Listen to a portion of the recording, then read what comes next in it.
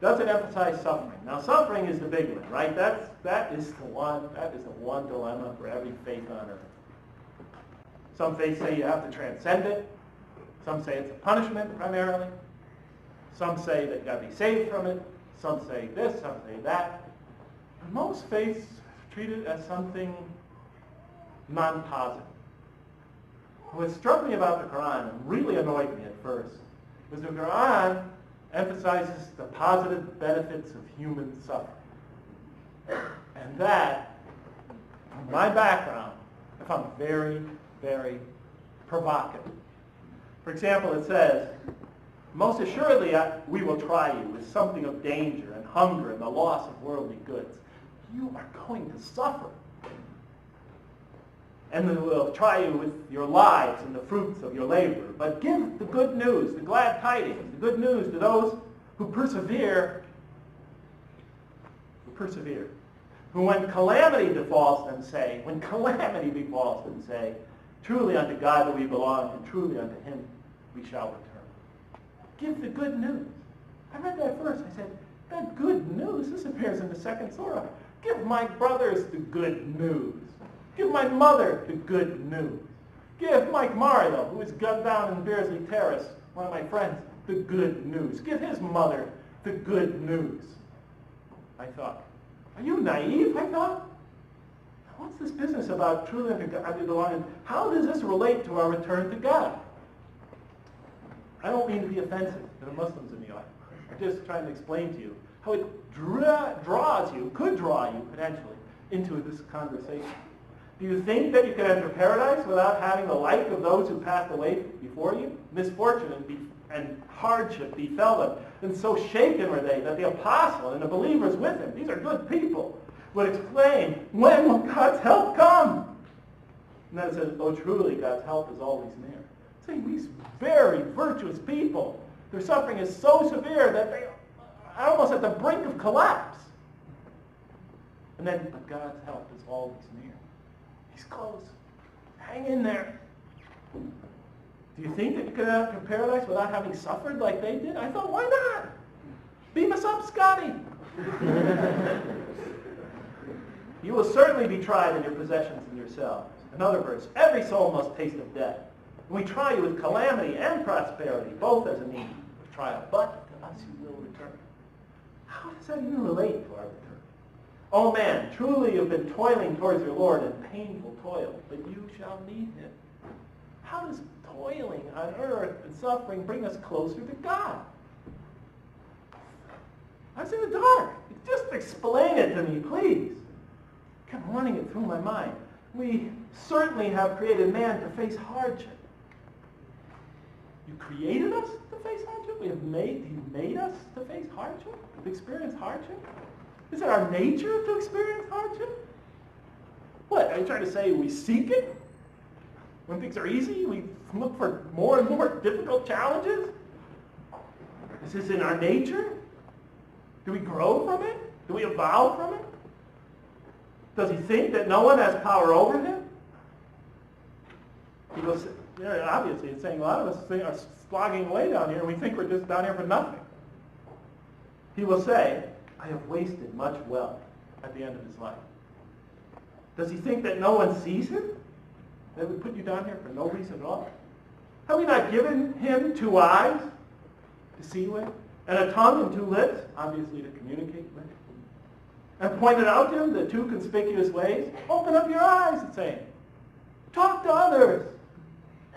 See what life is all about from other people's experiences. Look at the people that are happy. Look at the people that are not. Look at those that are serene. Look at those that are miserable. Talk. Look. See. Use your eyes. I'm not yelling at you guys. I'm just explaining. Trying to make it not too boring. But he attempts not the uphill climb. Quran is describing a successful life as an uphill climb, a mountainous climb. The Arabic word is al-aqaba. It's like going up a mountain, climbing a mountain. But he attempts not the uphill climb. And what will make you comprehend the uphill climb? What is life all about? It's an uphill climb. What is the uphill climb? Next verse. To free a slave, or to feed in a day of hunger an orphan nearly related, or the poor one lying in the dust. What is life all about? Reaching out to your suffering fellow brothers and sisters in humanity. No reference is made to what their religious beliefs are.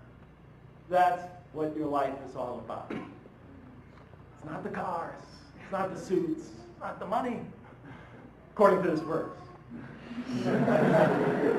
It's about reaching out to others. Then he or she is of those who believe. Then he or she is of those who exhorts one another to patience, to perseverance, and exhorts one another to mercy. That's what life is all about, the Quran's saying. I said, I don't get it. But remember, when I was reading this, I was reminded of my mom.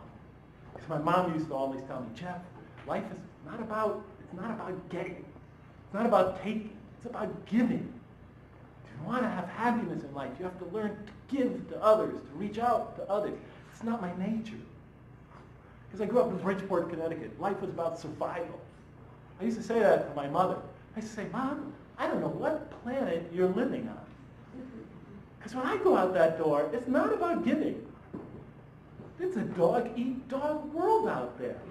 Just walking from here to the schoolyard, I got to make sure I bring a baseball bat or some similar weapon so I can get there in one piece. And I said, Gus and Mike Mario died, and Gus was beaten to bits the other day, and I won't mention their names, but several other friends were taken to the hospital after a gang fight. It's not about giving. It's about getting to the top. It's about, and if you have to, climb over the carcasses of the other failures on the way. But I was 18 at the time. But now, when I read this verse, I was reminded of my mom, and I was almost at the end of the Quran. I thought about it, but to tell you the truth, my mom was a very happy person. She was at peace. She was serene. She loved her life. As bizarrely as that sounds, she had such a positive attitude. She had so much joy. And she was living with an unending nightmare. And my dad, who lived by my philosophy, he was a tortured individual. And when I thought of others like them, I saw the same. The people that had the most joy and happiness in life were those who followed my mom's philosophy, this philosophy. And the people that didn't were the people that followed my creed. But still, I was at the end of the Quran, I couldn't figure it out. Okay, yeah, I agree with you. Reaching out to others, giving to others, self-sacrifice. Yes, it might give you serenity and peace and make your life more joyful, but that's what it's all about. As the Michael Jackson song says, to just make the world a better place for you and me. Why do we have to suffer? Why do we need intellect? Why do we need to have this ability to choose? Why didn't God just program us to be that way? I still couldn't see it, and now I'm almost at the end of the Quran. Then I had verses like these in the Quran. It says, "Oh, our Lord, raise up in their midst a messenger from among themselves who will recite to you your signs, and will recite to them your signs, and teach them the book and the wisdom, and cause them to grow." Grow? What are we growing towards here? That kind of statement is made several times in the Quran. For example, there's this one, "And the soul and that which breathed into it, its immorality and its God consciousness. Truly he is indeed successful, who causes it, himself, to grow. And truly he is a failure, who stunts it, who stunts his own growth." Notice how it's putting all the responsibility on the person. But God says, you destroy yourselves. You stunt your own growth. What are we growing towards, I thought? We're growing. Okay, we're down here to grow. There's like 12 such times it's mentioned in the Quran that we're here to grow. To grow towards what? Well, you're here to grow closer to God, the Quran says. How do you grow closer to God? God is infinite. We're finite. He's way up there somewhere, out of here, transcending time and space. How do we get closer to God?